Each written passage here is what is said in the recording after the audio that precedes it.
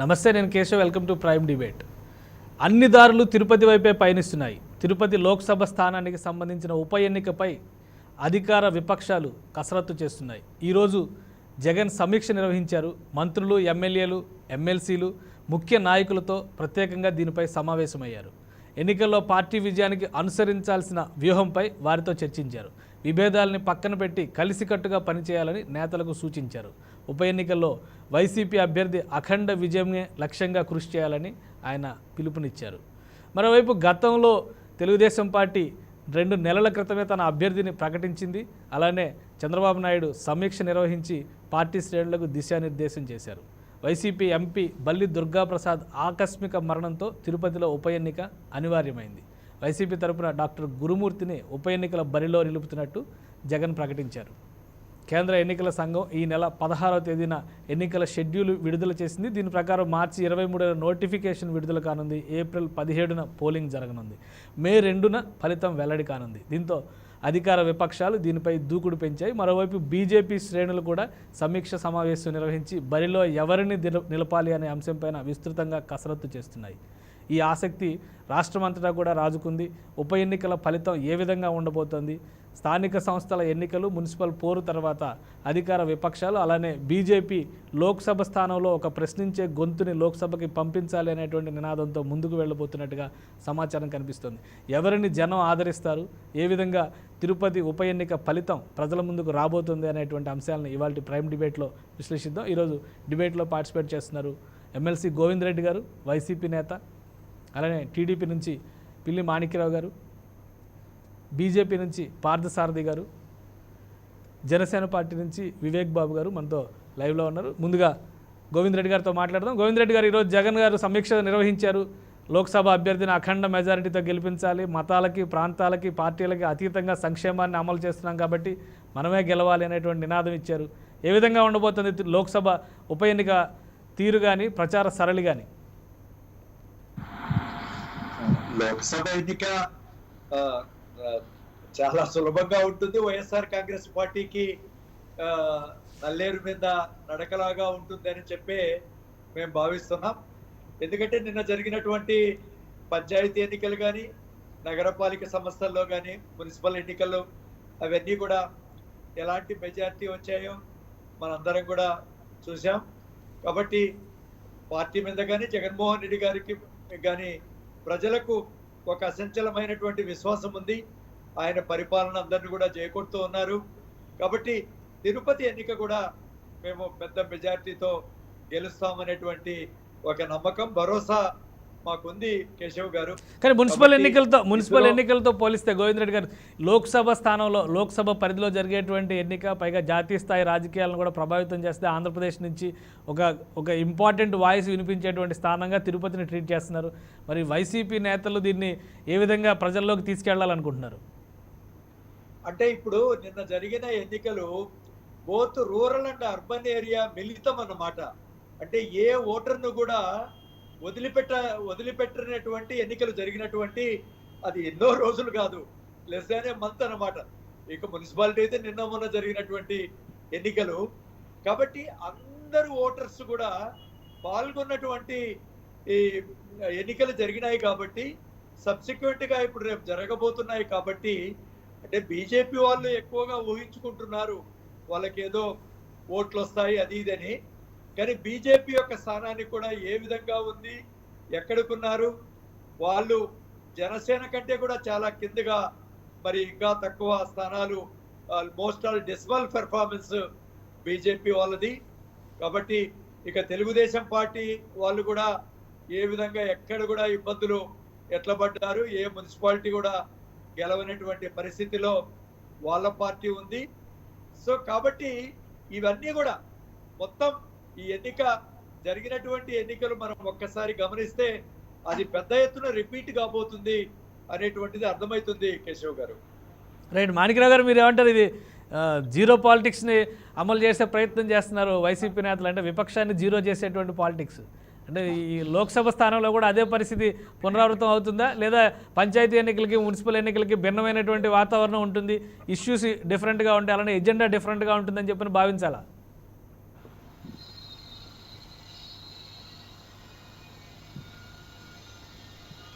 మాణిక్రావు గారు మీ వాయిస్ మ్యూట్లో ఉన్నట్టుంది, ఒకసారి చెక్ చేయండి.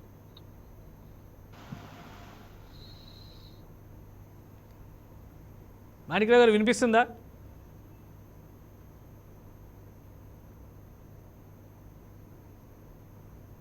రైట్, ఈలోగా జనసేన నేత వివేక్ బాబుతో మాట్లాడదాం. వివేక్ గారు, మీ విశ్లేషణ ఏంటి? జనసేన బలపరిచినటువంటి అభ్యర్థిని బీజేపీ బరిలో నిలపబోతోంది, ఇంకా అభ్యర్థిని ఖరారు చేసినటువంటి పరిస్థితి లేదు, మిగతా పార్టీలన్నీ అభ్యర్థిని డిసైడ్ చేసాయి, అలానే ఎజెండాని దిశానిర్దేశాలు చేసేటువంటి ప్రయత్నాల్లో అధినేతలు ఉన్నారు. మీరు ఏ విధంగా ముందుకెళ్ళబోతున్నారు తిరుపతి లోక్సభ స్థానానికి సంబంధించి? కేశవ్ గారు, ముందుగా మీకు ప్యానల్లో ఉన్న వారికి అండ్ 99 వీక్షకులందరికీ జనసేన తరపు నుంచి నమస్కారం తెలియజేస్తున్నాను. అంటే అభ్యర్థుల ప్రకటన అనేది మిగతా పార్టీల వాళ్ళు ప్రకటించి వాళ్ళు ఏ ఏ కోణాల్లో ఆలోచించి పెట్టుకుంటారో వారి పార్టీల యొక్క కోణము అండ్ వారి వ్యూహం డిఫరెంట్ గా ఉంటుంది. అండ్ మా పార్టీ అండ్ బీజేపీ అలయన్స్ కి వచ్చేసరికి ఒక సీటు వదులుకోవడం గురించి లేకపోతే అదొక పార్లమెంట్ స్థానం అని కాదు, కానీ తిరుపతి ఎన్నిక అనేది బీజేపీకి అండ్ జనసేనకి కూడా చాలా అత్యంత ప్రతిష్టాత్మకమే కాదు, అదొక ముఖ్యమైన ఆధ్యాత్మిక కేంద్రానికి నెలవైన అటువంటి స్థలంలో ఎలాంటి తప్పులు జరగకోకుండా కాపు కాయగల పార్టీగా జనసేన అండ్ బీజేపీ తరఫున ఉన్న ఉమ్మడి అభ్యర్థి ఉంటారు అనేది మా యొక్క సంకేతం ఇవ్వాలని ప్రజలకి. ఎందుకంటే తిరుమలలో తిరుపతిలో జరుగుతున్న కొన్ని అంటే అసాంఘిక కార్యక్రమాలు అని కాదు, కానీ కొన్ని దుష్ట శక్తులు అయితే నిరంతరం పనిచేస్తూ ఉన్నాయి. వాటిని కంట్రోల్ చేయాలంటే తప్పకుండా ఒక ఆలోచన విధానం కలిగి, చిత్తశుద్ధి కలిగి, నిజాయితీ కలిగిన అభ్యర్థి ఉంటే బాగుంటది అనేది మా రెండు పార్టీల నిర్ణయంతో అక్కడ బీజేపీ వారికే మా అధ్యక్షులు వారు సీటును ఇవ్వడం జరిగింది. అంటే ఒక సీటు కోసమో, ఒక ఎన్నిక కోసమో, ఒక గెలుపు కోసమో అని కాదు, కానీ మనకు ప్రజలకి మనకి ఎవరు తోడుగా నీడగా ఉంటారు, ఎవరు ఎక్కువగా మేలు చేస్తారు, తద్వారా ఆ యొక్క స్థానము ఎంత మనకు రాష్ట్రపరంగా ఒక మంచి సంకేతాన్ని ఇస్తుంది, ఎంత మేలు జరుగుతుంది ప్రజలకు అనే కోణంలోనే మేము ఎంతసేపు ఆలోచిస్తూ ఉన్నాం. సో తిరుపతి అసెంబ్లీ సెగ్మెంట్ లోని ఏడు నియోజకవర్గ ప్రజలకు అండ్ తిరుపతి అర్బన్ కు సంబంధించినంత వరకు జనసేన అండ్ బీజేపీ బలపరిచిన అభ్యర్థి మరో 2 రోజుల్లో ఖరారు చేస్తారు, ప్రకటన చేస్తారు అభ్యర్థిని. సో తద్వారా మేము క్షేత్రస్థాయిలో ఆల్రెడీ మా గ్రౌండ్ వర్క్ మేము చేసుకుంటున్నాము, వెళ్తున్నాము. ముఖ్యంగా ప్రజలకు, తిరుపతి ప్రజలకు సంబంధించినంత వరకు, తిరుపతి లోక్సభకు సంబంధించినంత వరకు ఒక బలమైన సంకేతాన్ని ఇవ్వాలనుకుంటున్నాం. మా అభ్యర్థి ద్వారా తిరుపతి స్థానానికి సంబంధించినంత వరకు అక్కడ ఎటువంటి దుశ్చర్యలు కావచ్చు, లేకపోతే ఇందాక చెప్పినట్టు పార్టీలు ఆలోచన విధానం, ఇప్పుడు ప్రస్తుతం వైసీపీ నడిపిస్తున్న ఆలోచన విధానం ఎలా ఉందో మనందరికీ తెలిసిన విషయమే. సో అలాంటి కొనుగోలు లేకోకుండా ఒక నిజాయితీతో కూడిన ఎన్నిక కావాలని, ఆఫ్ కోర్స్ రెండు పార్టీలు డబ్బులు పంచుతాయి, మేమైతే డబ్బులు పంచము, దాన్ని ఎట్టి పరిస్థితుల్లో ఎంకరేజ్ చేయము. ముఖ్యంగా అటువంటి సాంప్రదాయాన్ని కూడా దయచేసి అందరూ మీడియా పరంగా మీరు కూడా ఇతర నాయకులు, పార్టీలు కూడా నిష్పక్షపాతంగా ఎన్నుకోండి, నిజాయితీ కలిగిన వాళ్ళని ఎన్నుకోండి. డబ్బు పంపకాలతో కూడిన రాజకీయం చేసే కొద్దీ ఆ రాజకీయాలు ఎలా ఉంటాయో మొన్న కూడా పేపర్లో చూసాము.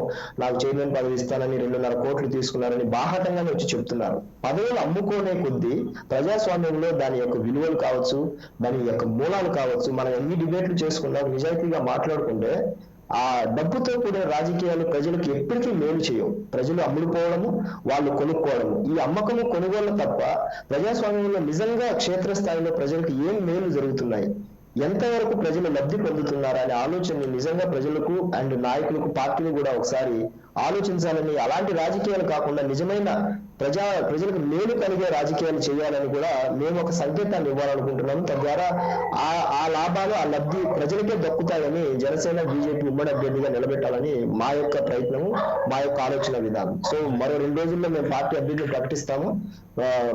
మా యొక్క నినాదం మాత్రం తిరుపతిని సురక్షితమైన పార్టీ చేతుల్లో పెట్టండి, తద్వారా రాష్ట్రానికి, దేశానికి సంబంధించినంత వరకు, మొత్తం ప్రపంచానికి ఆధ్యాత్మికంగా, దేశానికి సంబంధించిన వరకు ఒక ఆధ్యాత్మిక కేంద్రానికి ఉన్న ఒక బలమైన గుర్తును మాత్రం చెరపకుండా ఉండాలని తిరుపతి లోక్సభ సీట్లో పోటీ చేస్తున్న మా అభ్యర్థి ద్వారా ప్రజలందరికీ విన్నపం చేస్తున్నాం. కేశవ్ గారు. రైట్, మాణిక్రావు గారు మీరేం చెప్తారు? తెలుగుదేశం పార్టీకి సంబంధించి దిశానిర్దేశం జరిగింది. అభ్యర్థిని అందరికంటే ముందే ప్రకటించారు. ఈరోజు జగన్మోహన్ రెడ్డి గారు చాలా క్లియర్గా నియోజకవర్గానికి ఒక మంత్రి చొప్పున బాధ్యతలు అప్పగించారు, ఒక ఎమ్మెల్యేని అదనంగా కేటాయించారు. పోరాటం అయితే సై అనేట్టుగా ఉంది. మీ స్ట్రాటజీ ఏంటి? నమస్కారం అండి కేశవ్ గారు, అట్లాగే ప్యానల్లో ఉన్నటువంటి పెద్దలందరికీ నమస్కారం. తెలుగుదేశం పార్టీ తరఫు నుంచి మేము అభ్యర్థిని మొదటగానే ప్రకటించడం అందరూ కూడా చూశారు. ఒక సీనియర్ పార్లమెంటేరియన్, గతంలో కూడా ఆమె కేంద్ర మంత్రిగా పనిచేసినటువంటి పనబాక లక్ష్మి గారిని మేము ముందుగానే అభ్యర్థిగా ప్రకటించాము. ఆ అభ్యర్థిని ప్రకటించడంతో తెలుగుదేశానికి సంబంధించినటువంటి విజయం ఖాయంగా చాలా స్పష్టంగా కనపడతా ఉంది. నెంబర్ 1. ఇకపోతే ఇప్పుడే గోవర్ధన్ గారు మాట్లాడటం కూడా జరిగింది. ఈరోజు పంచాయతీ ఎన్నికలు అట్లాగే మున్సిపల్ ఎన్నికలు కూడా చూసాం. ఈ రెండింటి చోట వాళ్ళు ఎన్నికలు ఎక్కడ కూడా ప్రజాస్వామ్యబద్ధంగా జరిపినటువంటి పరిస్థితి లేదు. ఇంతకు ముందు ఎన్నికలు ఎప్పుడైనా మనం గమనిస్తే ఆ ఎన్నికలకి ఈ ఎన్నికలకి చాలా డిఫరెన్స్ ఉంది. ప్రభుత్వాలు అనేవి జనరల్ గా మేము ఈ పని చేసాము, మాకు ఓట్లు వేయండి అని చెప్పేసి అడుగుతాయి. కానీ గత ఎన్నికల్లో కనుక మీరు గమనిస్తే మొత్తం నామినేషన్ వేసిన దగ్గర నుంచి నామినేషన్ ఉపసంహరించుకునే దాకా ఎన్నికలు జరిగే వరకు, ఎన్నికలు జరిగిన తర్వాత కూడా గెలిచినటువంటి అభ్యర్థుల్ని ప్రకటించేటప్పుడు కూడా మొత్తం కూడా అప్రజాస్వామికంగా అరాచకంగానే జరిగింది. మీరు నామినేషన్ వేసిన దగ్గర నుంచి సపోజ్ తెలుగుదేశం పార్టీ అభ్యర్థులు గెలిచిరా, ఆ గెలిచినటువంటి అభ్యర్థులు కూడా రీకౌంటింగ్ పేరు మీద బెదిరించి చేసినటువంటి పరిస్థితి. నామినేషన్లు ఉపసంహరణ కూడా బలవంతంగా చేసినటువంటి పరిస్థితి. అనేకమైనటువంటి అరాచకాలతోటి వాళ్ళు గెలిచారు. రేపు కూడా అలాంటి అరాచకాలతోటే వాళ్ళు వెళ్లాల్సిందే తప్ప వేరే పద్ధతిలో వాళ్ళు వెళ్ళడానికి ఎటువంటి అవకాశం లేదు. ఎందుకనంటే ఈ 2 సంవత్సరాల కాలంలో కనుక చూస్తే మేము ఈ అభివృద్ధి చేశాము అని చెప్పి వాళ్ళు ఎన్నికల్లోకి వెళ్ళలేదు.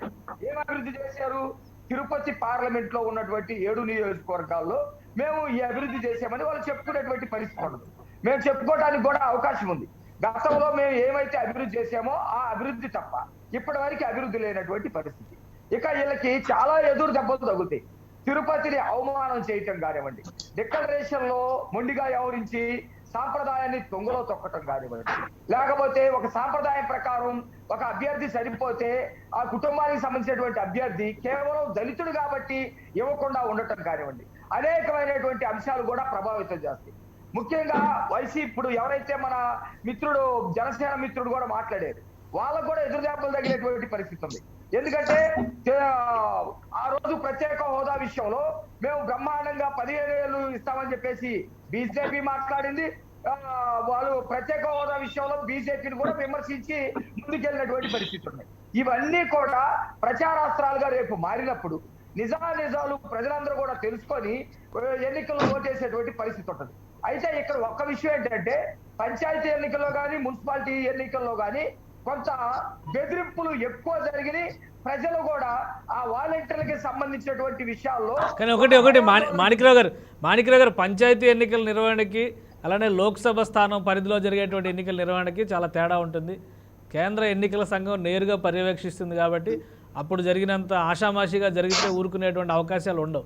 కాకపోతే ఎజెండా పరంగా తెలుగుదేశం ఏ విధంగా ఎదుర్కోబోతుంది, మీ అభ్యర్థి కానీ మీ ప్రచార వ్యూహం కానీ మీరు ప్రజల ముందు తీసుకురాబోయేటువంటి అంశాలు కానీ ఏమైనా ఉన్నాయా?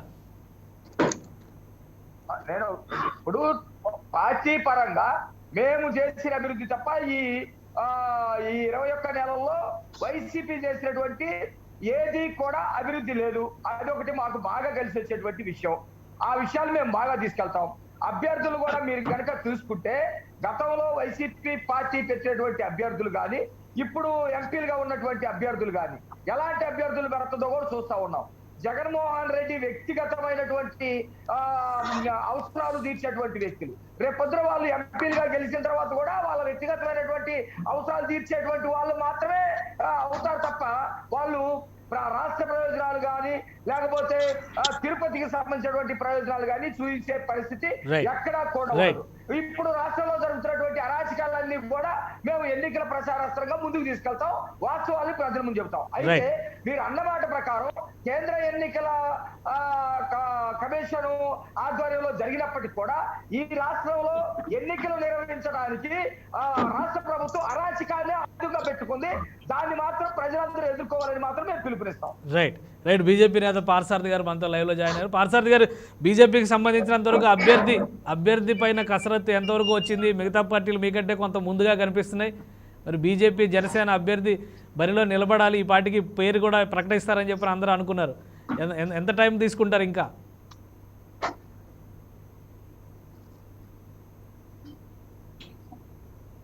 పార్థసారథి గారు వినిపిస్తుందా? రైట్, గోవింద్ రెడ్డి గారితో మాట్లాడదాం. పార్థసారథి గారు లైన్లోకి వచ్చే వరకు. గోవింద్ రెడ్డి గారు, తెలుగుదేశం పార్టీ నేతలు చాలా స్పష్టంగా చెప్తున్నారు, అరాచకాలు అన్యాయాలు అన్నింటినీ కూడా ప్రజల ముందరకు తీసుకెళ్తామని. నారా లోకేష్ గారు ఇవాళ ట్వీట్ కూడా చేశారు. 22 మందిని ఇస్తే ప్రశ్నించలేదు, అందరూ చేతులు కట్టుకొని ఉంచున్నారు, మళ్ళీ ఇంకొక సీట్లో గెలిపించడం అనేది అనవసరం అని చెప్పి అంటున్నారు. వైసీపీ ఏ విధంగా దీనికి సమాధానం చెప్పబోతుంది? ఇప్పుడు ఏదో అసత్యమైన ఆరోపణలు, వాళ్ళు ఏమి చెప్పుకోవాలనో, అది ఏ విధంగా ముందుకు పోవాలనో వాళ్ళు ఒక they are in a dilemma. అంటే వాళ్ళు ఏం మాట్లాడాలా, ఏది మాట్లాడితే జనాలు నమ్ముతారు అని ప్రయత్నం చేస్తున్నారు. కానీ వాళ్ళ మాటలు నమ్మే పరిస్థితి లేదు కేశవ్ గారు కంప్లీట్ గా. నేను ఈ మాట ఎందుకంటున్నారంటే, ఇప్పుడు వాళ్ళు చెప్పే అజెండా ఏమీ లేదు.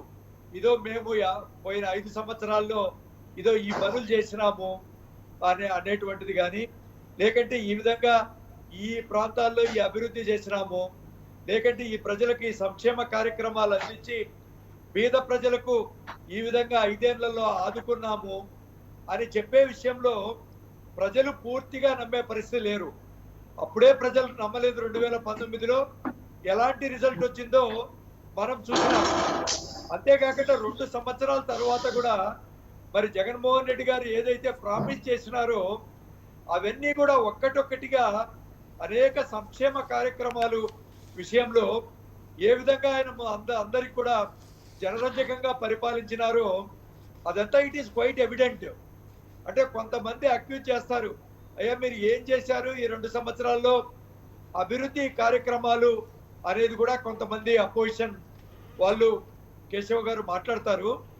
నేను ఏమంటున్నా అంటే సార్, మారిన ఫిలాసఫీలో, మారిన ఎకనామిక్ థింకింగ్లో వీలైనంత వరకు రాష్ట్ర ప్రభుత్వాలు ఎక్కువ కూడా సంక్షేమానికే ఎక్కువ, అంటే వాళ్ళకున్నటువంటి ఆ ఫండ్స్లో ఎక్కువ ఖర్చు పెట్టడం అనేది, ఇది ఆ పెట్టే ఖర్చు కూడా ఏ విధంగా ప్రజలకు అందుతుంది అంటే మధ్యవర్తులు దళారులు తినకుండా ప్రతి రూపాయి కూడా ప్రజలకు ఏ విధంగా పోతుంది అనేటువంటి విషయంలో భారతదేశంలో జగన్మోహన్ రెడ్డి గారు ఈ డీబీటీ స్కీమ్ ద్వారా ప్రతి రూపాయి కూడా ఏ విధంగా అందజేసినారనేది it is a great example. అంటే ప్రతి ఒక్కరు కూడా అది ఎమ్యులేట్ చేసుకోవాలి. అంటే మిగతా వాళ్ళు కూడా అనుకరించవలసినటువంటి విధానం అనేటువంటిది నా అభిప్రాయం. దీంట్లో కేశవ్ గారు, రెండోది డెవలప్మెంట్ విషయం. అంటే మనం ఇచ్చినటువంటి ఇప్పుడు చూస్తున్నారు మన బీజేపీ కూడా ప్రతి ఒక్కటి కూడా ఏదైనా కూడా ప్రైవేట్ రంగంలోనే పెట్టుబడులు రావాలి, ప్రభుత్వ రంగంలో పెట్టుబడులు ఏది కూడా పెట్టే పరిస్థితి లేదు అనేటువంటి నినాదంతో ఈనాడు మరి గత 15-20 సంవత్సరాల్లో మరి తీసుకున్నటువంటి నిర్ణయాలు. అందుకనే రాష్ట్ర ప్రభుత్వానికి రావాల్సినటువంటి ప్రాజెక్టులు కూడా, అంటే ఇంతకు ముందు చంద్రబాబు నాయుడు గారి కాలంలో మరి ఏ ప్రాజెక్టు కూడా రావడానికి నమ్మకం ఎక్కడ లేకనే అన్ని ఏ మహారాష్ట్రకో తమిళనాడుకో గుజరాత్కో వెళ్ళినటువంటి ఆ పరిస్థితి నుంచి వాటంటను కూడా రాబట్టుకోవడానికి, అందుకనే మేము విశాఖపట్నం ఒక క్యాపిటల్ సిటీ కావాలని, అదేవిధంగా తిరుపతి, విజయవాడ, విశాఖపట్నం దీనితో పాటు అన్ని జిల్లాలను కూడా ఒక అభివృద్ధి పదంలో తీసుకుపోవాలనేటువంటి మా ఎకనామిక్ ఫిలాసఫీ ప్రజలందరూ నమ్ముతున్నారు. అలాంటి ఒక ముందడుగు వేస్తాం. అందుకనే ఎయిర్పోర్ట్లు కానీ సార్ పోర్టులు కానీ రైట్ గోవింద్ రెడ్డి గారు తిరుపతినే రాజధాని చేయాలి, రాజధాని అవడానికి తిరుపతికి అన్ని అర్హతలు ఉన్నాయని ఈరోజు కాంగ్రెస్ పార్టీ నేత చింతా మోహన్ గారు ఒక స్పష్టమైనటువంటి ప్రెస్ మీట్ పెట్టి మరీ చెప్పారు. అంటే మీకు అటువంటి సంకేతాలు ఏమైనా ఉన్నాయా? చింతామోహన్ గారు కాంగ్రెస్ పార్టీ అభ్యర్థిగా రేపు బరిలో దిగుతారనేటువంటి ప్రచారం కూడా జరుగుతుంది. ఇంకా అఫీషియల్గా కన్ఫర్మ్ కాలేదు కాబట్టి మనం అప్పుడే చెప్పలేం. కానీ ఆయన పెట్టినటువంటి కొన్ని విషయాలు స్ట్రాటజిక్గా చెప్పారు. తిరుపతిని రాజధాని చేయమని ఆ రోజు విభజన ఖరారైన టైంలోనే నేను లెటర్ రాశాను, ఇంతవరకు డిసైడ్ చేయలేదని. ఇప్పుడు విశాఖపట్నం, విజయవాడ, అమరావతి ఇట్లా ఇవన్నీ తిరుగుతున్నటువంటి నేపథ్యంలో తిరుపతికి ఏమన్నా కొత్త వరాలు ప్రకటించే అవకాశం ఉందా? సార్, తిరుపతి కానీ లేకపోతే అక్కడ మనం కాళహస్తి దగ్గర ఉండేటువంటి శ్రీ సిటీ కానీ ఆనాడు రాజశేఖర రెడ్డి గారు అక్కడ పునాది వేశారు. అంటే మనము స్ట్రాటజిక్ గా ఏ విధంగా మనము ఈ ఇండస్ట్రియలైజేషన్ అంటే ఈ పరిశ్రమలు ఏ విధంగా తీసుకురావాలనేది కూడా ఒక మంచి స్ట్రాటజీ ఉండాలి. ఆనాడు రాజశేఖర రెడ్డి గారు అందుకనే శ్రీ సిటీ, ఎందుకంటే ఏ విధంగా చెన్నై పట్టణానికి దగ్గరగా ఉంటే చెన్నై కంజెస్టెడ్ ఏరియా కాబట్టి దానికి దగ్గరగా అక్కడ డెవలప్మెంట్ చేయాలనేటువంటి ఒక మోడల్. అదేవిధంగా చిత్తూరు జిల్లాకు కూడా ఇప్పుడు ఒక విధంగా చెన్నై కానీ ఒక విధంగా బెంగళూరు కానీ చాలా దగ్గరగా ఉంది, అక్కడ డెవలప్ చేయడం కానీ ఇదే విధంగా. కాబట్టి అంటే మనము అదే విశాఖపట్నానికి ఉంది, అది ఆల్రెడీ డెవలప్డ్ సిటీ. ఈ విధంగా ఒక లాంగ్ విజన్ తో మనకి పోవాలి తప్ప, లేకపోతే మనము ఈ ఇండస్ట్రియలైజేషన్ అంటే ఇదంతా కూడా మనం దాన్ని తీసుకురావడానికి అది అంతా ఆ విధంగా ఒక ప్లాన్ చేస్తున్నారు జగన్మోహన్ రెడ్డి గారు కూడా. అందుకనే ఇండస్ట్రీ మినిస్టర్ కూడా మరి ఆ కొత్త ఆలోచనలు చేస్తున్నాం. అందుకనే ఇప్పుడు కడప ఉంది, కడప స్టీల్ ప్లాంట్ వస్తా ఉంది, అట్లే కొప్పర్తి ఉంది, అక్కడ ఎలక్ట్రానిక్ ఇండస్ట్రియల్ ఏరియా వస్తా ఉంది. అట్లా అనేక రంగాల్లో ఒక కాన్ఫిడెన్స్ ముందు మనకు ఉండేటువంటి మన రైతాంగానికి. ఎందుకంటే మనం బేసికల్ గా ఒక వ్యవసాయకమైనటువంటి రాష్ట్రం. ఇక్కడ ఉండేటువంటి వ్యవసాయదారులు, వ్యవసాయ కూలీలు ముందు సంతృప్తిగా సంతోషంగా ఉండాలి, వాళ్ళు తినడానికి ఆరోగ్యకరంగా ఉండాలి. అందుకనే మేము వ్యవసాయం మీద కానీ అదే విధంగా మరి విద్య మీద కానీ ఆరోగ్యం మీద కానీ అదే విధంగా నీటి రంగం మీద కానీ ఇవన్నీ ఈ 4 రంగాలతో పాటు నవరత్నాలతో పాటు ఈ వెల్ఫేర్ స్కీమ్స్ కానీ ఈ 5 ప్రధాన రంగాల్లో మేము అభివృద్ధి చేస్తున్నాం. ఒక్కసారి ఈ అభివృద్ధి కన్నా ఈ 2 సంవత్సరాల్లో ముందుకు పోయిన తర్వాత పారిశ్రామిక రంగంలో కానీ సేవా రంగంలో కానీ ఈ రాష్ట్రం ముందుకు పోతుంది. మనం 2004లో మీరు చూసినారు, ఇంతకు ముందు కూడా రాజశేఖర రెడ్డి గారు కూడా ఒక్క 2-3 సంవత్సరాలు 8% అగ్రికల్చర్ గ్రోత్ వచ్చిన తర్వాత ఇండస్ట్రియల్ గ్రోత్ కూడా 2004-09లో హైయెస్ట్ అచీవ్ చేసినటువంటి విషయం కేశవ్ గారు. అందుకనే మా మా మా మా ఆలోచన విధానం, మా పొలిటికల్ ఫిలాసఫీ, మా ఎకనామిక్ ఫిలాసఫీ, మా social philosophy they are different from Telugu Desam. అంటే ప్రజలు అందుకనే మమ్మల్ని విశ్వసిస్తున్నారు. జగన్మోహన్ రెడ్డి నాయకత్వాన్ని ముందుకు తీసుకుపోవాలని చెప్పి అందరూ కూడా కోరుకుంటున్నారు. కాబట్టి we will succeed in Andhra Pradesh in every aspect. Right. Parthasarathi గారు, మీ సమాధానం ఏంటి? బీజేపీ ఈ విషయంలో కొంత వెనకబడి ఉందని చెప్పని భావించాలా? ఇంతవరకు అభ్యర్థి ఖరారు కాలేదు, వ్యూహాలు ప్రతి వ్యూహాలతో ఇతర పార్టీలన్నీ ముందుకు దూసుకుపోతున్నాయి. భారతీయ జనతా పార్టీ వ్యూహాలు ప్రతి వ్యూహాలు మిగతా పార్టీలకు అర్థం కావు, చెప్పాల్సిన అవసరం కూడా లేదు. రెండవది, అభ్యర్థి ఖరారు కావడం అన్నది మా పార్టీలో తీవ్రమైన పోటీ ఉండడం వల్ల కొంత లేట్ అయిన మాట వాస్తవమే. పార్టీలో ఎన్నికలు మేము ఎప్పుడు చెప్పుకుంటాం, క్యాండిడేట్ ఎవరైనా సరే మా ఇన్ఫ్రాస్ట్రక్చర్ కరెక్ట్ గా ఉంటే, మా సంస్థాగతంగా మేము బలంగా ఉంటే క్యాండిడేట్ ఎవరన్నా గెలిపించుకుంటాం. మాకు నరేంద్ర మోడీయే క్యాండిడేట్ తప్ప ఇక్కడ వ్యక్తిగతంగా ఎవరు క్యాండిడేట్ కాదు అని భావించే పార్టీ మాది. రెండో విషయానికి వస్తే, తిరుపతి ఎన్నికల్లో భారతీయ జనతా పార్టీకి తప్ప మిగతా ఏ పార్టీలకి కూడా కనీసం ఓటు అడిగే హక్కు కూడా లేదు అంటాను. తిరుపతికి విపరీతమైన నిధులు ఇచ్చింది భారతీయ జనతా పార్టీ. అలాగే తిరుపతిని అభివృద్ధి చేసేది భారతీయ జనతా పార్టీ. కార్పొరేషన్ లో అత్యధికంగా నిధులు ఖర్చు పెట్టింది కేంద్ర ప్రభుత్వం. ఇక్కడ ఫ్లైఓవర్లు వేస్తాం చూడండి, కావాలండి వీధి లైట్లు వేసాం, వీధికి సిమెంట్ రోడ్లు వేసాం. ఇట్లా అంతే. తిరుపతిలో IIIT పెట్టింది కేంద్ర ప్రభుత్వం. విద్యా సంస్థలు, సూపర్ స్పెషాలిటీ హాస్పిటల్స్ ఈరోజు డెవలప్ చేస్తుంది కేంద్ర ప్రభుత్వం. అలాగే ఓడరేవులు నెల్లూరు ఆనుకున్నటువంటి ఓడరేవుల్ని నిర్మిస్తుంది కేంద్ర ప్రభుత్వం. ఇలాగా అభివృద్ధి గురించి చెప్పుకుంటూ పోతే వేలాది కోట్ల రూపాయలు ఇక్కడ ఖర్చు పెట్టి మేము అట్లా టెక్నికల్ పార్కులు అయినా సరే, లేదా ఎలక్ట్రానిక్ పార్కులు చేసినా సరే, ఓడరేవులు నిర్మాణం చేసినా సరే, తిరుపతిలో రైల్వే స్టేషన్కి వెళ్ళి చూడండి, కోట్లాది రూపాయలు ఖర్చు పెట్టి తిరుపతి రైల్వే స్టేషన్ ని అత్యాధునికంగా చేశాము. ఎయిర్పోర్ట్ లాగా ఉంటుంది తిరుపతిలో రైల్వే స్టేషన్ చూస్తే. దానికి అదనంగా విద్యుదీకరణ చేశాం, లైన్లు ఇచ్చాం, స్పెషల్ గా మేము స్టేషన్ ని డెవలప్ చేస్తాం, ఎయిర్పోర్ట్ డెవలప్ చేశాం, రోడ్లు డెవలప్ చేశాం, ఓవర్ బ్రిడ్జ్లు డెవలప్ చేస్తాం. పుణ్యక్షేత్రాన్ని దృష్టిలో పెట్టుకొని కేంద్ర ప్రభుత్వం ఇక్కడ మాకు ఓట్లు సీట్లు లేనప్పటికీ అని కూడాను ఎంతో అభివృద్ధి చేసింది.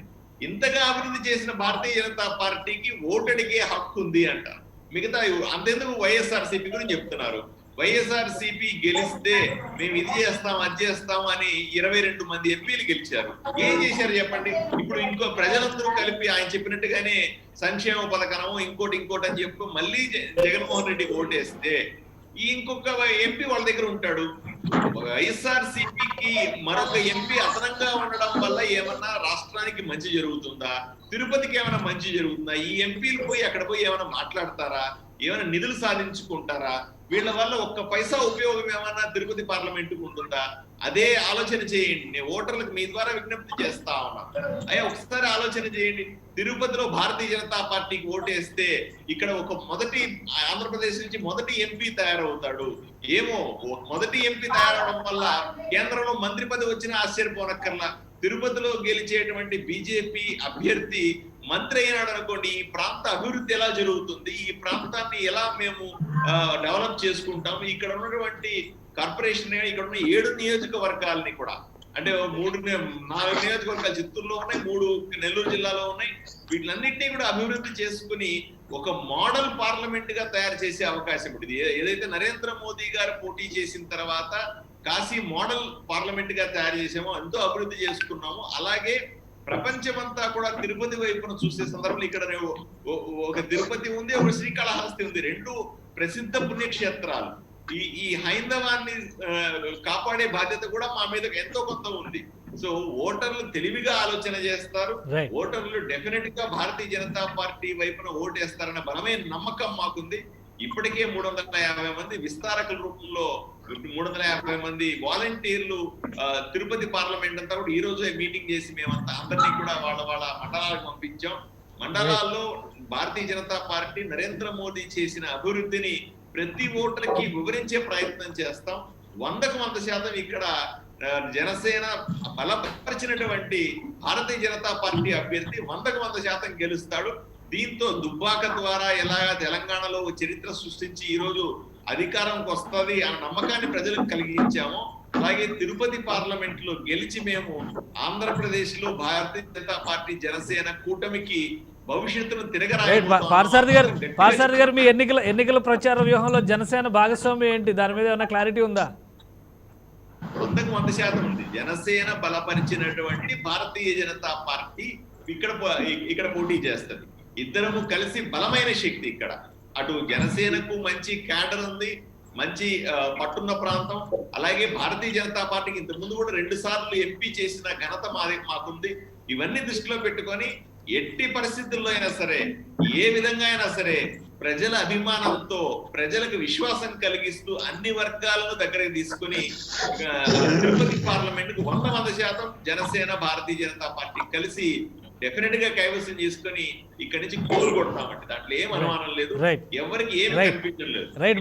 మాణిక్రావు గారు మీరు 2 విషయాలు ఇందాక లేవనెత్తారు. బీజేపీకి అసలు ఓటు అడిగే హక్కే లేదని, కానీ ఈ రోజు బీజేపీ నేతను ఎన్నుకుంటే కేంద్ర మంత్రివర్గంలో చోటు దక్కే అవకాశం ఉందని పార్సారథి గారు చెప్తున్నారు. మీరు అంగీకరిస్తారా?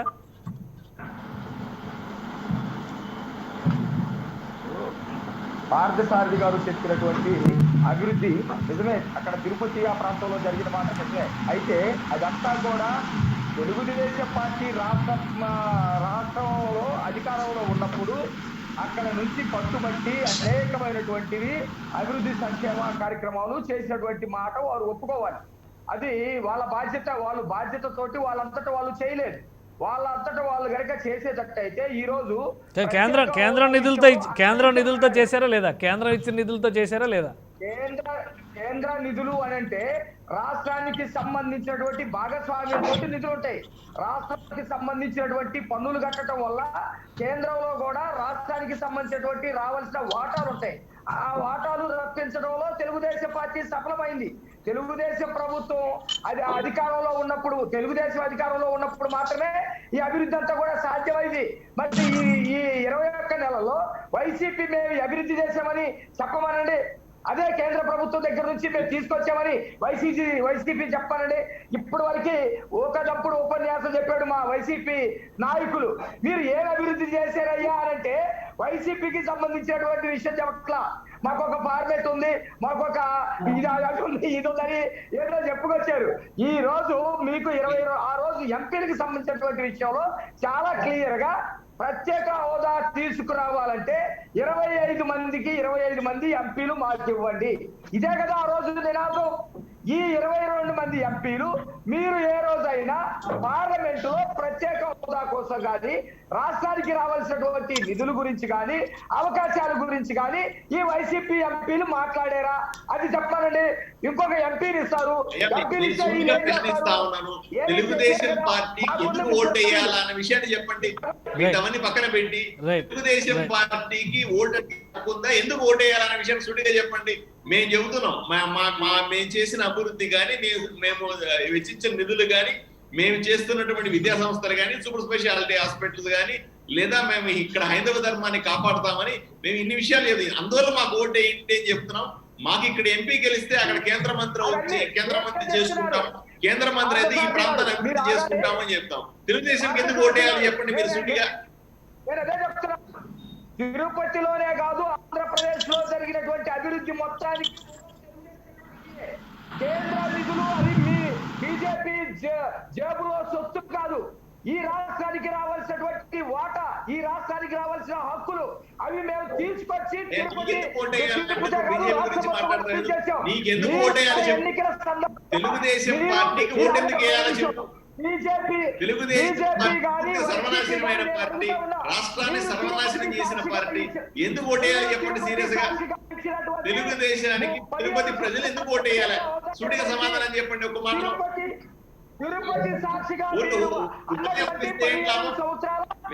మీరు ఉపన్యాసం ఏమైనా జరుగుతుందా? కావాల్సిన ఉపన్యాసం కాదు. ఒక నిమిషం మాణిక్యరావు గారు స్ట్రైట్ గా మీ పాయింట్స్ చెప్పండి. ఎందుకు తెలుగుదేశం పార్టీకి ఓటు వేయాలి? ఈ ప్రశ్నకి స్ట్రైట్ గా మీ పాయింట్స్ చెప్పండి.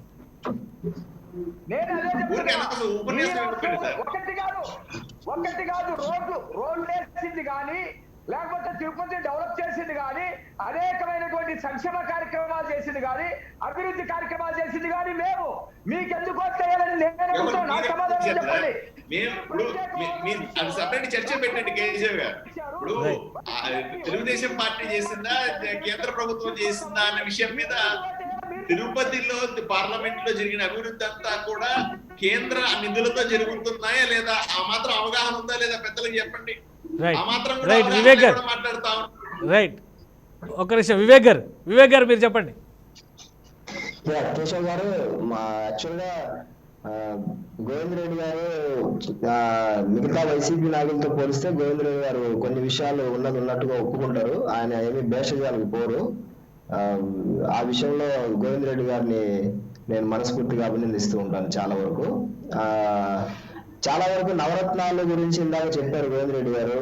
నవరత్నాలు కావచ్చు, పోయినసారి టీడీపీ ప్రభుత్వంలో చేసిన పథకాలు కావచ్చు, ప్రతి పథకానికి కేంద్ర ప్రభుత్వం ఇచ్చే నిధులను తీసుకొని బొమ్మ అంటే నేనేమంటానంటే కేంద్రము దాదాపు 60% ప్రతి పథకానికి నిధులు ఇస్తోంది.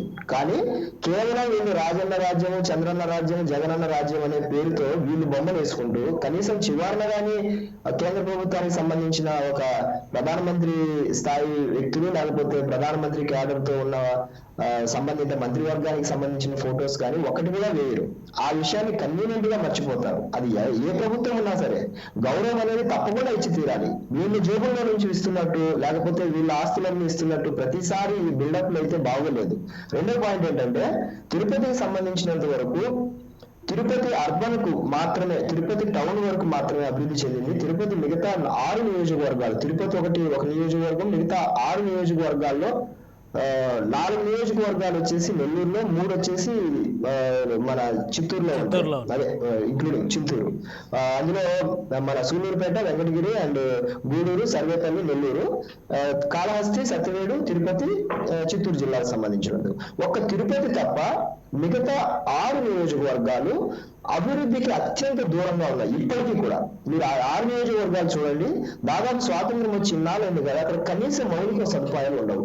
కానీ ఇప్పటికీ ఆ నియోజకవర్గానికి సంబంధించిన అభ్యర్థులు, అంటే ఎమ్మెల్యేల స్థాయి వ్యక్తులు కావచ్చు, లేకపోతే ఇన్నాళ్ళ నుంచి పరిపాలించిన ఎంపీ స్థాయి అభ్యర్థులు కావచ్చు, ఒక్క అభివృద్ధి కార్యక్రమం కూడా ఆ నియోజకవర్గాల్లో కనిపించదు మనకు. సో తిరుపతికి సంబంధించిన వరకు జనసేన బీజేపీకి సంబంధించిన అభ్యర్థి బలపరిస్తే మనకంటూ ఒక అభ్యర్థి వస్తారు గెలిస్తే, కేంద్రంలో మనకంటూ ఒక వాయిస్ ఆంధ్రప్రదేశ్ రాష్ట్ర తరపున పార్లమెంట్ లో మాట్లాడి మనకంటూ ఒక నిధులకు సంబంధించిన విషయంలో కావచ్చు, తిరుపతికి సంబంధించిన విషయాన్ని అభివృద్ధిలో కావచ్చు, ముఖ్యంగా ఇందాక పార్థసారి సార్ గారు చెప్పినట్టు ఒక కేంద్ర మంత్రి పదవి కూడా వచ్చే అవకాశం ఉంది. తద్వారా రాష్ట్రానికి ఒక మేలు జరుగుతుంది. తద్వారా రాష్ట్రానికి సంబంధించినందుకు లోక్సభకు కావచ్చు, మొత్తం రాష్ట్రానికి ఒక ఐకాన్ లాగా తిరుపతిని అభివృద్ధి చేయొచ్చు. మిగతా ప్రాంతాలకు సంబంధించిన ఆయన ఒకవేళ పోర్ట్ఫోలియో ఏదైనా రావచ్చు, ఆయా పోర్ట్ఫోలియోకి సంబంధించి మనం ఖచ్చితంగా మనం సాధించగలిగి తెచ్చుకోగలిగిన అర్హత తిరుపతి ప్రజలకు ఒక అవకాశం వస్తుంది, మన ఆంధ్రప్రదేశ్ రాష్ట్రానికి ఒక అవకాశం వస్తుందని మీ ద్వారా తెలియజేస్తున్నారు. మరొక ముఖ్యమైన విషయం ఏంటంటే, ఇప్పుడు ఈ తిరుపతి ఎలక్షన్ లో వైసీపీ వాళ్ళు ఓటు అడుగుతున్నారు. ఏమని అడుగుతున్నారు? అభివృద్ధి చేస్తామని అంటున్నారు. ఇప్పటి వరకు రాష్ట్రంలో జరిగిన అభివృద్ధి ఏంటి? ఎంతమందికి ఉద్యోగాలు ఇచ్చారు? ఏం అభివృద్ధి చేశారు? ఏం పెట్టుబడులు కొత్తగా తెచ్చారు? ఏం పరిశ్రమలు కొత్తగా తెచ్చారు? ఒకటి అప్పు తేవడం, 2 భూములు అమ్మడం. ఈ 2 తప్ప రాష్ట్రానికి సంబంధించినందుకు సంక్షేమ పథకాల పేరుతో అప్పులు తెస్తూ మేము 90,000 కోట్ల సంక్షేమ పథకాలు అప్పు చేస్తున్నామన్నారు. అందుకే ఈ రోజు 2 సంవత్సరాల సమయంలోనే 2 లక్షల కోట్లు రాష్ట్రం బడ్జెట్ మీద అప్పు తెచ్చి 2 లక్షల కోట్లు ప్రజల నెత్తి మీద వేశారు. సో ఇలాంటి నిజాలు చెప్పుకోకుండా అభివృద్ధి చేస్తున్నాము, సంక్షేమ పథకాలు అభివృద్ధి చేస్తున్నాం అంటున్నారు. వీటికి అల్టిమేట్ గా రాష్ట్ర ప్రజల మీదనే పడుతుంది. 1 లీటర్ 90 రూపాయలు ఉన్న నూనె ఈరోజు 160 రూపాయలు అమ్ముతున్నారు. ఇలాంటి ప్రజలకు తెలియకపోవడం వల్ల చాలా వరకు అప్పటికప్పుడు తాత్కాలిక ఆనందాలు పొందుతూ మిగతా అంటే ఎలాబొరేట్ గా ఆలోచించినప్పుడు ఇలాంటి నష్టాలు ముఖ్యంగా ప్రజలు ఫేస్ చేసుకున్న విషయాన్ని తెలియజేయాలి ముఖ్యంగా. అలాగే వైసీపీకి గెలిస్తే ఇంకొక ఎంపీ వస్తాడు. 22 ఎంపీలు ఉన్నారు, ఒక చనిపోయారు కాబట్టి ఒకవేళ గెలిస్తే మళ్ళీ ఆయన 22వ స్థానంలో ఎంపీగా వస్తారు. ఇప్పటి వరకు ఎంపీలు రాష్ట్రానికి సంబంధించిన వరకు ఏ విషయాల్లో పార్లమెంట్ లో లేవనెత్తారు? ఒక్క విషయం అన్నా చెప్పండి. రాష్ట్రానికి సంబంధించిన పార్లమెంట్ లో ఈ ప్రశ్నలు అడిగి మేము రాష్ట్రానికి ఈ నిధులు తీసుకొచ్చాము. ఎందుకు ఈ మాట అంటున్నామంటే, మనము గ్రౌండ్ లెవెల్ లో మాట్లాడేది వేరు, చట్టసభల్లోకి వెళ్ళి చట్టసభల ద్వారా సాధించడం వేరు. మనం ఎక్కడ ఏమి మాట్లాడితే పని జరుగుతుందో అక్కడే మాట్లాడాలి. మనకున్న ఏకైక అధికారము, మనకున్న ఏకైక హక్కు పార్లమెంట్, అంటే చట్టసభల్లోనే మనం సాధించాలి. చట్టసభల ద్వారా ఆయా మంత్రుల ద్వారానే మనకున్న ఆవేదనని వ్యక్తం చేసి మనకు రావాల్సిన హక్కుల్ని సాధించగలిగే ఏకైక స్థానం చట్టసభలే. వీళ్ళు ఏ రోజు చట్టసభల్లో రాష్ట్రానికి సంబంధించిన అంశాలు ఏ రోజు మాట్లాడలేదు. కేవలం అక్కడ మాత్రం అన్ని బిల్లులకు మద్దతు ఇస్తున్నారు. ఇక్కడికి వచ్చి మేము కేంద్ర ప్రభుత్వం ఆ తప్పు చేసింది, ఈ తప్పు చేసిందని అడుగుతున్నారు. ఎందుకు మరి మిగతా పక్షాలను కలుపుకుపోవట్లేదు? ఎందుకు రాష్ట్ర విషయంలో జరుగుతున్న అన్యాయాలు, కానీ మీరు అంటున్న అన్యాయాలకు మిగతా విపక్షాలను పిలిచి మాట్లాడట్లేదు? ఎందుకు అఖిల పక్షాన్ని ఇందులో భాగం చేయట్లేదు? ఇలాంటి వాటికి వీళ్ళ దగ్గర సమాధానం ఉందా? అలాంటివి చెప్పరు. కేవలం మేము అభివృద్ధి చేస్తున్నాము, మేము అది చేస్తున్నాము, ఇది చేస్తున్నాము అని కబుర్లు తప్ప క్షేత్రస్థాయిలో నిజంగా మనకు అలాంటి రిజల్ట్స్ లేవు. దానికి ఈ యొక్క ఉప ఎన్నిక. కానీ ఒక విషయం వివేక్ గారు ఒక విషయం, పంచాయతీ ఎన్నికలు లేదా స్థానిక సంస్థల ఎన్నికలకి మినహాయింపుగా మనం తిరుపతి లోక్సభ ఉప ఎన్నికని ఏ విధంగా చూడాలంటే, ఇప్పటి వరకు రాష్ట్ర ప్రభుత్వం కానీ వైసీపీ కానీ పదే చెబుతుంది సంక్షేమ రాజ్యం స్థాపించాం కాబట్టి ప్రజలు మా వెనక వచ్చారు అని. లోక్సభ స్థానానికి జరిగేటువంటి ఎన్నికల్లో ప్రజలు ఏ కోణంలో ఆలోచిస్తే రాష్ట్ర ప్రభుత్వం చెప్పే వాదన కానీ లేదా మీరు చెప్పే వాదన కానీ అర్థం చేసుకోవడానికి అవకాశం ఉంటుంది? అదే ఇందాక చెప్పినట్టు అభివృద్ధికి ఒక ఓటు వేయాలని ఆలోచిస్తే తప్పకుండా జనసేన బీజేపీ ఉమ్మడి అభ్యర్థికి ఆలోచించి ఓటు వేయాలి. ఎందుకంటే మనకంటూ ఒక ఖచ్చితంగా ఇందాక సార్ చెప్పినట్టు కేంద్ర మంత్రి పదవికి అవకాశం ఉంది. మనము రాష్ట్రాన్ని ఒక ఐకాన్ లాగా, లేకపోతే రాష్ట్రానికి సంబంధించిన హక్కుల విషయంలో ఒక కేంద్ర మంత్రి పదవి మనకంటూ ఒక రాష్ట్రానికి ఉండడం వల్ల తప్పకుండా అది ప్లస్ అవుతుంది కదా. తప్పకుండా మన వాయిస్ ని కూడా పార్లమెంట్ లో రిప్రజెంట్ చేయడానికి ఒక అవకాశం ఉంటుంది. సో ఆ అవకాశాన్ని ఈ ఉప ఎన్నిక ద్వారా నిరూపించి చూపిద్దామని ప్రజలకు ఒక స్పష్టమైన సంకేతాన్ని ఇవ్వాలని అనుకుంటున్నాం. తద్వారా వాళ్ళకి 22 ఎంపీలు, అంటే ఇప్పుడు 21 ఎంపీలు ఉండొచ్చు, ఒక ఎంపీ జనసేన బీజేపీ ద్వారా ఉంటే అది ఖచ్చితంగా మేలు అవుతుంది. ఆ మేలు ఎలా ఉంటుంది అనేది, ఎందుకంటే జనసేన కూడా బీజేపీతో అడగడానికి ఉంటుంది, మా సీటుని మీకు ఇచ్చాం కాబట్టి మీరు తప్పకుండా రాష్ట్రానికి ఒక న్యాయం చేసి పెట్టండి, ఎందుకంటే మా సీటుని మీకు త్యాగం చేసాం, మీకు ఇచ్చాము, సో మనం మాట్లాడుకున్నాం కాబట్టి ఆ దానికి తగినట్టు ఆ ఉమ్మడి కార్యాచరణ కూడా మాకు మాట్లాడే అవకాశం కూడా ఉంటుంది.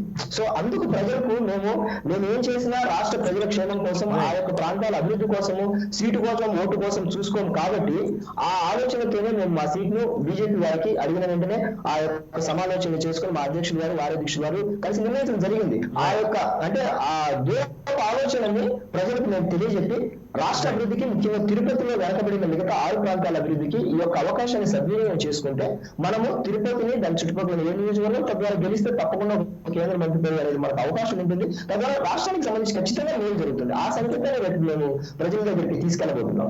రైట్. పార్సారథి గారు, మీ వాదనని తిరుపతి ఓటర్లు అంగీకరించడానికి అవకాశం ఉందా? అంత ఎమోషనల్ పాలిటిక్స్, లేదంటే ఓటుకు నోటు, నోటుకు ఓటు, ఇటువంటి ప్రచారం, డబ్బిస్తే ఓటేస్తాం అనేటువంటి తత్వం ఉంది, అందరూ ఓట్లు కొనేస్తున్నారు అనేటువంటి వాదనలు వినిపిస్తున్నాయి. వీటన్నిటినీ పక్కన పెట్టి మీరు ఇచ్చేటువంటి అభివృద్ధి నినాదం, కేంద్రంలో మంత్రి పదవి వచ్చేటువంటి అంశాన్ని అంగీకరిస్తారా? ఓటర్లు చాలా తెలివిగా ఆలోచన చేస్తారు కూడా. ఇంత ముందులా కాదండి. ఇప్పుడు ఎవరు ఎక్కువ డబ్బుల వల్ల ఓటరు డబ్బులు ఇచ్చిన వాళ్ళకి ఓటు వేస్తాడని గ్యారంటీ ఏమన్నా ఉందా చెప్పండి? అన్ని పార్టీలు డబ్బులు ఇస్తున్నాయని అంటున్నారు, డబ్బులు ఇచ్చిన వాళ్ళకి డెఫినెట్ గా ఓటేస్తారా అంటే వెయ్యరు. ప్రజలు ఆలోచన చేస్తారు డెఫినెట్ గా. అయ్యో మేము చాలా స్పష్టంగా చెప్తాను, అయ్యో ఇప్పుడు జరిగేటువంటి ఉప ఎన్నిక అన్నది పార్లమెంట్ కి సంబంధించి, అసెంబ్లీకి సంబంధించిన. ఇప్పుడు ఓటు వేయకపోతే జగన్మోహన్ రెడ్డి దిగిపోతాడు, ఓటు వేస్తే జగన్మోహన్ రెడ్డి సీఎం గా ఉంటాడు అనే ప్రశ్న కాదు ఇక్కడ. ఇది నరేంద్ర మోదీ పాలనకి, ఇప్పుడు ఇంతకుముందు చెప్పారు, ఇంతకుముందు మనం కూడా ఎలక్షన్లు చూసాం, సర్పంచ్ ఎలక్షన్లు చూసాం, మున్సిపాలిటీ కార్పొరేషన్ ఎలక్షన్లు చూసాం.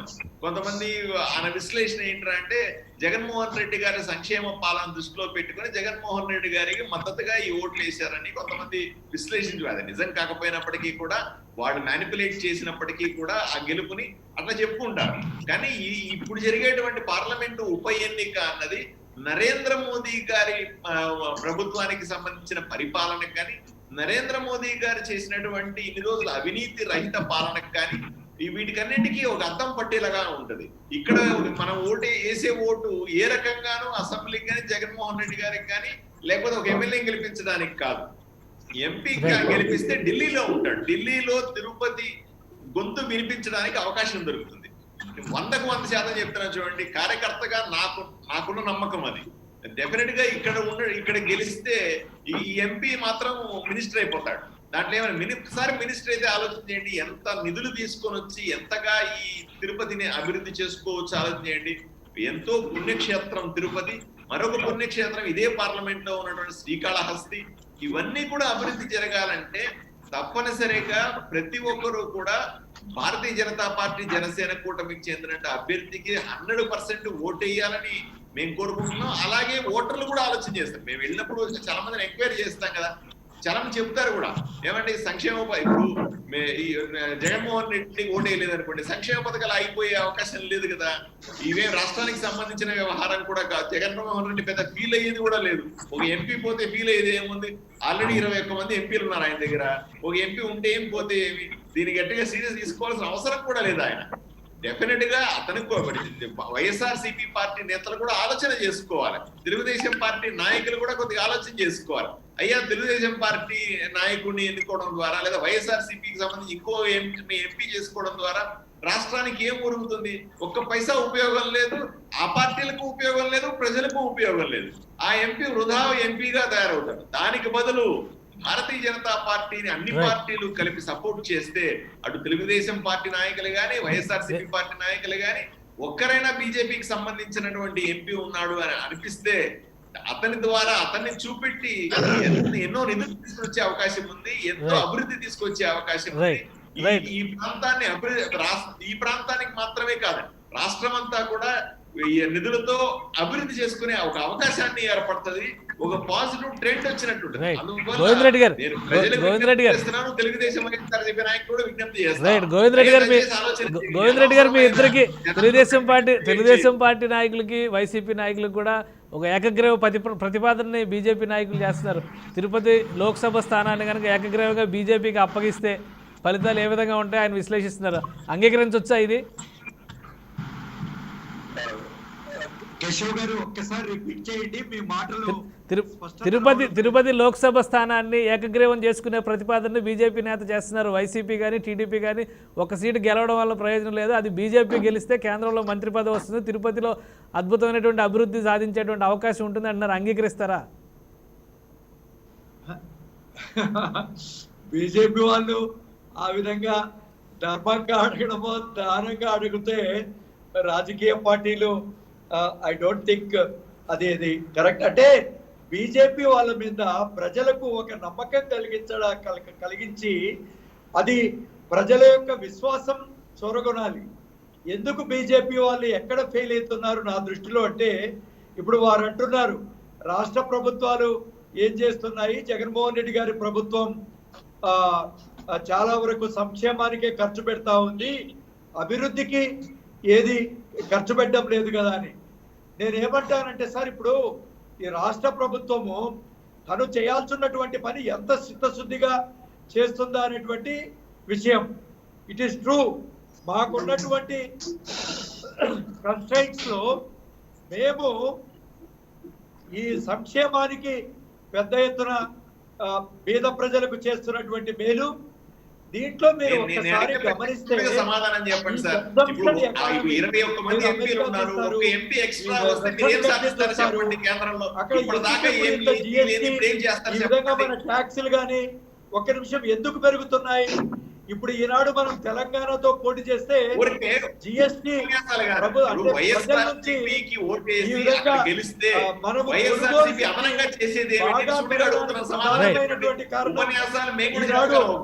అవలంబిస్తున్నటువంటి విధానాలు కేశవ్ గారు. రెండోది, ఇప్పుడు బీజేపీ నాయకులు ఆలోచన చేయాల్సింది ఏంటంటే, మీరు కూడా మీరేమి ఇప్పుడు కొన్ని మీరు పనులు చేస్తున్నాం ఇన్ఫ్రాస్ట్రక్చర్ ప్రాజెక్ట్ అది ఇదని, it is our bounded duty to do that. మీకు ఎందుకంటే మా రాష్ట్ర ప్రభుత్వానికి 1,50,000 1,30,000 కోట్లు ఆదాయం వస్తే మీకు 35 లక్షల కోట్ల రూపాయలు కేంద్ర ప్రభుత్వం యొక్క ఆదాయం.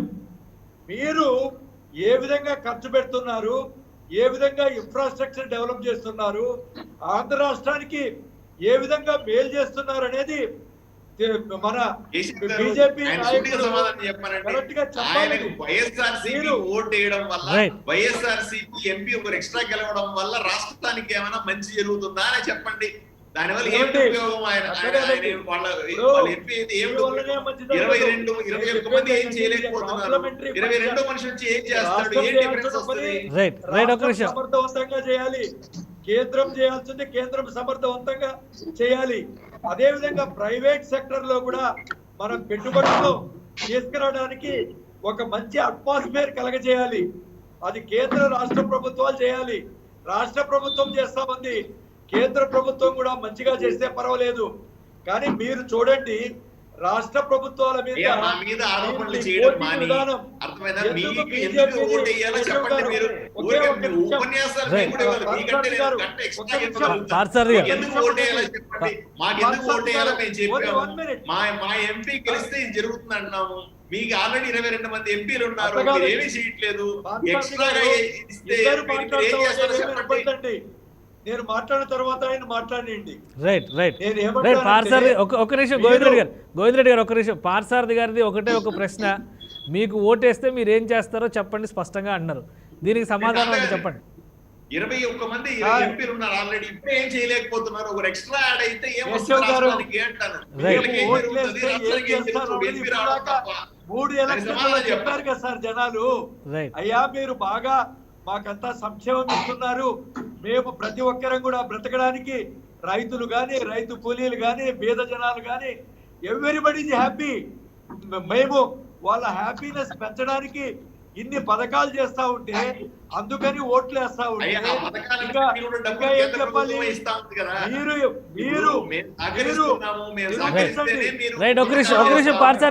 పార్సారథి గారు ఆయన కంప్లీట్ చేయనివ్వండి. గోవిందరెడ్డి గారు మాట్లాడండి. వాళ్ళకు 1% ఓటేలా, వాళ్ళు 1% నుంచి కనీసం 5%కో 6%కో ఎదగడానికి ఏం చేయాలని చెప్పి వాళ్ళు ఆలోచన చేయాలి తప్ప, మీరు వైసీపీని విమర్శించడం వల్ల మీకు వచ్చే మేలేందండి? మీకు ఎందుకు ఓట్లేయడం లేదు ఆంధ్ర రాష్ట్ర ప్రజలు? మీరు అర్థం చేసుకోండి. వ్యతిరేక విధానాలను విమర్శించకుండా ఎట్లా ఉంటారంటే మా ధర్మం అది. ప్రతిపక్షంలో ఉండి మేము ఏం చేయాల్సిన పనే అది. మీరు చేసేటువంటి తప్పుడు పనులు ప్రజలకు తెలిసేలాగా చెప్పడమే మా పని. తప్పుడు పనులు చేస్తే మాకు ఓట్లు ఎందుకు వేస్తారండి? మీరు కూడా తెలుగుదేశం చేస్తా ఉన్నారు. ప్రజలకు చెప్పాలి. రైట్, ఒక నిమిషం వివేక్ గారు ఒక నిమిషం, పార్సార్ గారు ఒక నిమిషం. వివేక్ గారు మీ విశ్లేషణ ఏంటి? రాష్ట్రంలో ఉన్నటువంటి పార్టీలకు ఓటు వేయడం వలన ప్రయోజనం కలుగుతుందా? జాతీయ పార్టీతో కూడిన కూటమిని ఎన్నుకోవడం వల్ల ప్రయోజనం కలుగుతుందా? అంటే అది అంటే ఒక్కొక్క సందర్భాన్ని బట్టి ఉంటది కేశవ్ గారు. ఎందుకంటే కేంద్ర ప్రభుత్వానికి సంబంధించినంత వరకు ఇందాక మన గోవింద్ రెడ్డి గారు అంటున్నారు మీకు అసలు ఓట్ల శాతం లేదు, మీరు ప్రజలను తిరస్కరించాలని. 82లో 2 ఎంపీల స్థానంతో మొదలుపెట్టిన బీజేపీ ప్రస్థానము ఈ రోజు 310 స్థానాలకు వెళ్ళింది. 2 సార్లు 2 టైంలు ప్రజలు ఏకపక్షంగా తీర్పు ఇచ్చారు. ఎలా ఇచ్చారు? సో ఓట్లు సీట్లు అనేది ఎప్పుడు ఉండదు. ఎన్టీఆర్ గారు ఓడిపోయారు, సాక్షాత్ ఇందిరాగాంధీ ఓడిపోయింది, వాజ్పేయి గారు ఓడిపోయారు. ఇదంతా మనం అంత ఆశమాషలు మర్చిపోగలమా? అలాగే మీ సాక్షాత్తు మీ గౌరవ గోవింద్ రెడ్డి గారు, సాక్షాత్తు మీ గౌరవ అధ్యక్షురాలు, మీ పార్టీ అధ్యక్షురాలు వైజాగ్ లో 2014లో ఓడిపోయారు. అంటే ఓటమి అనేది లేకపోతే గెలుపుకు సంబంధించినది ప్రజలు తిరస్కరించారు, మమ్మల్ని అన్నారు. మీకు 6% ఓట్లు వచ్చాయి, మీ అధ్యక్షుడు 2 చోట్ల ఓడిపోయారు, మీకేమి మాట్లాడడానికి రైట్ ఉంది? ఓట్ల కోసమే మాట్లాడాలనుకుంటే ప్రజాస్వామ్యంలో అసలు ఏ వ్యక్తి ఎవరు మాట్లాడలేరు. కానీ ఈరోజు మేము 27% పెంచుకున్నాము ఒక్కసారి, ఒక 2 ఏళ్లలో. దీన్ని ఏమంటారు? దీన్ని ఎలా చూడాలి మరి? సీట్ల గురించి అడగలేదండి. సీట్లు గెలుచుతాం, ఓడిపోతాం, కానీ ఓట్ల శాతం పెంచుకోవాలి కదా మీరు. సార్ పెంచుకున్నారు, అదే సార్ చెప్తున్నాను. 2019 ఎన్నికలలో 6.5% ఉన్న ఓట్ల శాతము, మన పంచాయతీ ఎన్నికలలో 25% వచ్చాము. నిన్న స్థానిక సంస్థల ఎన్నికల్లో మేము పోటీ చేసిన విషయాలకు వచ్చేసరికి 13% వచ్చాము. ఎనార్మస్ డిఫరెన్స్ ఉంది మా ఓట్ల శాతంలో. అంటే మేము ఒక్క రూపాయి డబ్బులు ఇవ్వకోకుండా ప్రజల్లో మార్పు తీసుకురావాలనే ఒక ప్రయత్నంతో నిజాయితీగా మేము ప్రజలకు పక్షాన్ని నిలబడినప్పుడు, మేము నిజంగానే ఓట్ల కోసం సీట్ల కోసం వచ్చి గెలుపు కోసమే ప్రయత్నించుంటుండే మా లెక్కలు వేరేగా ఉండేవి. కానీ ఈ 2 పార్టీలు, ఈ కుటుంబ పార్టీలు వద్దని, వీరు చేసే రాజకీయాలు డబ్బుతో కూడిన రాజకీయాలు, కేవలం ఓట్లను కొనడము, ప్రజల్ని బానిసలుగా చూస్తున్న ఇలాంటి పార్టీలు వద్దని కదా మేము మా అధ్యక్షులు ఒక కొత్త పార్టీని పెట్టి ప్రజలే నాయకులు అవ్వాలని, మీ ఇంట్లో నుంచి ఒక నాయకుడు పుట్టుకురావాలనే ఆలోచనతో చేస్తున్న ప్రయత్నం. కాబట్టి మమ్మల్ని అంత తొందరగా నమ్మడానికి ఇష్టపడలేదు. ఎందుకంటే ప్రజలు మార్పును తొందరగా విశ్వసించలేరు, భయం ఉంటుంది ప్రజలకి ఏమవుతుందో అని. సో ఒక మోస పద్ధతిలో వెళ్తున్నారు కాబట్టి వాళ్ళని మేము చైతన్యపరుస్తున్నాము. ఆ చైతన్యం పరిచే క్రమంలో కొన్నిసార్లు మాకు ఎదురుకులు ఉంటాయి, మేము కొన్నిసార్లు ఇబ్బంది పడతాము, కష్టాలు అనుభవిస్తున్నారు. ఈ రోజు మా కార్యకర్తలు ఎన్ని ఇబ్బందులు పెడుతున్నారు, రక్తపాతాలు సృష్టిస్తున్నారు, కొందరు ఏకంగా చంపే పరిస్థితి తీసుకొచ్చారు, కొందరు చనిపోయారు కూడా. అదే మేము వెనకలు వేయట్లేదు. ఎందుకోసమో ఒక మార్పు అంటూ తీసుకురావడానికి ఒక పురిటినొప్పులతో కూడిన ఎన్నో కష్టాలు అనుభవించాల్సి వస్తుంది. అది మేము సిద్ధపడే ఉన్నాం. ఎందుకంటే మా అధ్యక్షుడు స్వయంగా దాదాపు అటు సినిమాలు ఆర్థిక సంబంధించిన ఆర్థిక కోణంలో ఉన్నప్పటికీ, ఆర్థికంగా నష్టం ఉన్నప్పటికీ అది చూసుకుంటూ బ్యాలెన్స్ చేసుకుంటూ ఇటు పక్క ప్రజాస్వామ్యం కోసం, ప్రజల కోసం నిరంతరం అందుబాటులో ఉంటూ సమీక్షలు చేస్తూ 2 వైపులా 2 రకాలుగా చేస్తున్నారు. దేనికోసం చేస్తున్నారు? మాకంటే ఆర్థికంగా లేదు కాబట్టి అనుకున్న ఒకే ఒక ఆధారం సినిమా కాబట్టి చేస్తున్నారు. లేకపోతే మాకంటే నిజంగానే ఏ ఫ్యాక్టరీలో, లేదా ఏ పాల ఫ్యాక్టరీలో, లేకపోతే మీడియాలో ఉంటే మా యొక్క వేరేగా ఉండదు. మేము నిరంతరము ఇంకా బలంగా ఉండేది. అయినప్పటికీ సరే మమ్మల్ని నాయకులుగా ఆయన ప్రొజెక్ట్ చేయాలని, మా ప్రతి ఇంటిలో నుంచి ఒక నాయకుడు రావాలని, అవాచెప్పులతో ఉన్న వాళ్ళని కూడా నాయకుడికి చెయ్యాలనే ప్రయత్నంలోనే మేము ఈరోజు మాట్లాడుతున్నాం. అలాగే తిరుపతి ఉప ఎన్నిక మాత్రం నిజంగా ఇందాక చెప్పినట్టు మిగిలిన ఆ 6 వెనకబడిన నియోజకవర్గాలుగా పిలువబడుతున్నది. తిరుపతికి సంబంధించిన వరకు తప్పకుండా ఇది ఒక ల్యాండ్ మార్క్ విక్టరీగా ఉండాలని, జనసేన బీజేపీ ఉమ్మడి అభ్యర్థికి తప్పకుండా ఓట్లు వేయాలని, తద్వారా తిరుపతిని ఒక ఐకాన్ గా తీసుకొచ్చి కేంద్ర ప్రభుత్వంలో ఒక మంత్రి పదవిని కూడా తప్పకుండా బీజేపీ ప్రభుత్వం ఇస్తుంది. ఆ భరోసాను ప్రజలకు ఇచ్చి తద్వారా మనకు రావాల్సిన హక్కులను నిధులు కూడా సాధించి మాణిక్రావు గారు ఫైనల్ గా మీరేం చెప్తారు? మాణిక్రావు గారు ఒక్క సెకండ్, గోవింద్ రెడ్డి గారు మాణిక్రావు గారు మాట్లాడినాక మీరు మాట్లాడుతున్నారు. మాణిక్రావు గారు. వివేక్ గారు ఇందాక ఒక మాట, చక్కని మాట, ఒకటి మాట్లాడారు. పార్లమెంటులో ఇప్పుడు ఉన్నటువంటి ఎంపీలు ఎవరు కూడా సక్రమంగా పనిచేయకపోవటం వల్ల, వాళ్ళు పర్ఫార్మెన్స్ లేకపోవటం వల్ల రాష్ట్రానికి రావాల్సినటువంటి నిధులు రావటం లేదు అని చాలా స్పష్టంగా చెప్పారు. దీన్ని బట్టి మనకి ఏం అర్థం అవుతుందంటే, పార్లమెంటులో గట్టిగా మాట్లాడి పోట్లాడితే తప్ప నిధులు రాబట్టలేము. అంతేగాని బీజేపీ ఉదారంగా ఇచ్చి డెవలప్ చేసినటువంటి పరిస్థితి ఎప్పుడూ లేదు. రాష్ట్రానికి రావాల్సినటువంటి హక్కులు అడిగితే మాత్రమే వస్తాయి. నంబర్ 1. వివేక్ గారు కూడా ఆ మాట చాలా స్పష్టంగా చెప్పాడు. తర్వాత ఇందాక నుంచి పార్థసారథి గారు ఏదో మాకు ఒక అవకాశం ఇవ్వండి, ప్రజలు ఇవ్వాలి, ప్రజలు ఇస్తే మంచిదే కాదంటలేదు. నేను అంటున్నా, ఇదే ప్రధానమంత్రి గారు గతంలో మాట్లాడారు కదా, మీరు ఏకగ్రీవానికి సంబంధించినటువంటి అంశం కూడా ఒకటి ప్రస్తావించినట్టున్నారు. మీరు మాట్లాడారు, మరి పార్థసారథి గారు మాట్లాడారు. మేము కూడా ఆ ప్రపోజల్ ఒప్పుకోవడానికి ముందుకు వస్తాం. మీరు ఒక పని చేయగలుగుతారా? మీ ప్రధానమంత్రి గారితో ఆంధ్ర రాష్ట్రం మీద ప్రత్యేకమైనటువంటి ప్రేమ ప్రధానమంత్రి గారికి ఉండాలి కాబట్టి, విభజన ద్వారా అనేకమైనటువంటి నష్టాలు పడింది కాబట్టి, ప్రత్యేక హోదా విషయంలో అమరావతి రాజధానిగా ఉంటుందనే విషయంలో, స్టీల్ ప్లాంట్ ని ఎవరికి అమ్మవనే విషయంలో, అనేకమైనటువంటి విషయాల్లో ప్రధానమంత్రి గారే స్వయంగా వచ్చి హామీ ఇచ్చి ఈసారి తెలుగుదేశం వాళ్ళారా వైసీపీ వాళ్ళారా ఇవన్నీ కూడా నేను హామీ ఇస్తా ఉన్నాను, మీకు మీ తరఫున మాట్లాడటానికి తిరుపతి నుంచి ఒక చెప్పేసి మాట్లాడమనండి. రైట్. పార్థసారథి గారు అలా హామీ ఇచ్చే అవకాశం ఉందా బీజేపీ నుంచి? అడిగితే అమ్మాయిల కేశవ్ గారు అడిగితే అమ్మాయిలా పెట్టదంటారు కదా, మరి అడగాలి, మరి అడగాలి, ఎందుకంటే ఏ కనుకుంటే అలాగే చేస్తుంది. రైట్. ఒక నిమిషం పార్థసారథి గారు తిరుపతిలో కూర్చోబెట్టి ఏదైతే గతంలో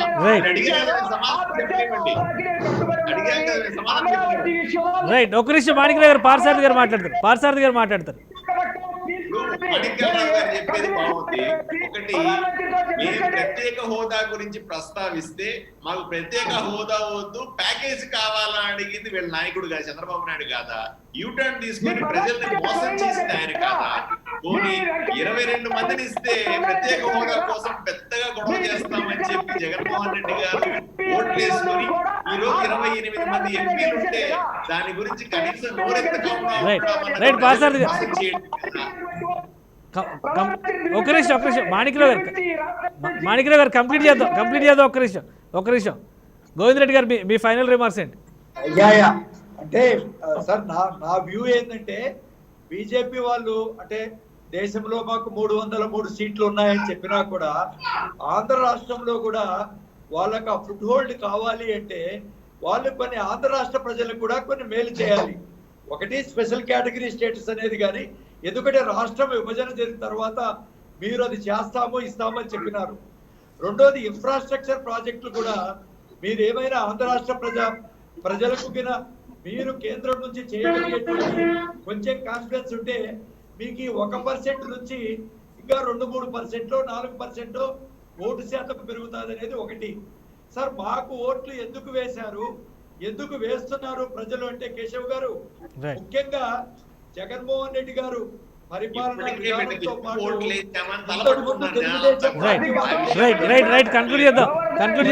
అవినీతి లేదండి, అవినీతికి ఆస్కారం లేకుండా అది మైదం కానీ లేకుంటే లిక్కర్ కానీ. ఒకటే ఒక ప్రశ్న పార్థసారథి గారు ప్రత్యేక హోదా పైన ఒక సమగ్రమైనటువంటి నిర్ణయం లేదంటే ఒక ఆలోచన చేసే అవకాశం ఏమైనా ఉందా? తిరుపతి లోక్సభ ఎన్నికల ద్వారా సమాధానం ఇచ్చేటువంటి పరిస్థితి ఏమైనా ఉందా? ఇప్పుడు ప్రత్యేక హోదా గురించి ప్రస్తావన సందర్భంలో మాకు ప్రత్యేక హోదా వద్దండి, ప్యాకేజ్ వస్తే చాలని యూటర్న్ తీసుకుంటే చంద్రబాబు నాయుడు గారు అది ఆ రకంగా ప్రజల్ని చంద్రబాబు నాయుడు గారు కంప్లీట్ చేయండి.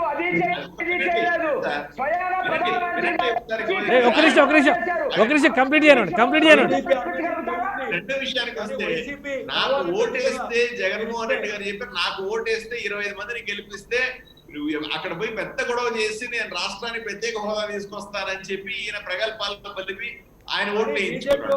22 మంది ఎంపీలు ఇచ్చాము, 6 మంది ఎక్స్ట్రా, 28 మంది వాళ్ళ చేతిలో ఉన్నారు. ఏ పూటైనా అక్కడికి పోయి ప్రత్యేక హోదా గురించి మాట్లాడుతున్నారా? ప్యాకేజ్ నిధులు మాట్లాడుతా ఉన్నారు. ఆ రకంగా జగన్మోహన్ రెడ్డి ప్రజలను మోసం చేస్తారు. ప్రజలు మోసం చేస్తున్నటువంటి చంద్రబాబు నాయుడు గారిని, జగన్మోహన్ రెడ్డి గారిని కాళ్ళను పట్టుకొని అడగాల్సిన ప్రశ్నని భారతీయ జనతా పార్టీ వీళ్ళిద్దరూ ప్రజల్ని మోసం చేశారు. రైట్. థ్యాంక్ యూ పార్థసారథి గారు. కంక్లూడ్ చేద్దాం. థ్యాంక్ యూ పార్థసారథి గారు, గోవింద్ రెడ్డి గారు, అలానే మాణిక్రావు గారికి, వివేక్ గారికి కూడా ధన్యవాదాలు. ఇది వాళ్ళ ప్రైమ్ డిబేట్. Keep watching.